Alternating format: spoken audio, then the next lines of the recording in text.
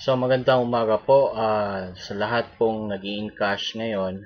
Congratulations, and of course, isa na po ako doon. Then itong video na to is all about encashment, kung paano mag-encash. Actually, napakasimple lang po.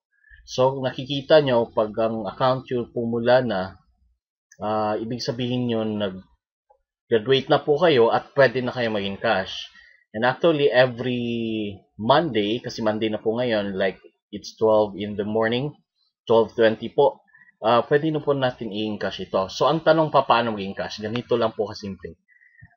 Doon po sa balance nyo, pag napapansin nyo, pag mag-graduate kayo at naging 4-5 yan, mag-blue-blue po yan. Lalabas po yung encashment link.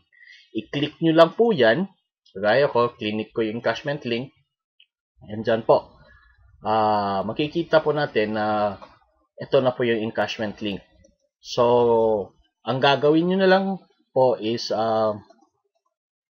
lagay nyo lang yung password nyo. Yan. So, once ni-click nyo encash, babalik po siya sa fast track. Antayin lang natin, naglo-load po siya.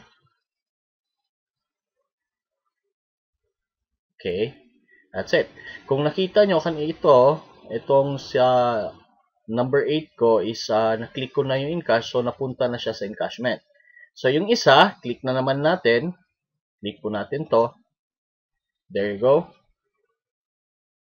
And here, type natin yung password. So yun lang po ang gagawin nyo. Password lang i-encode nyo.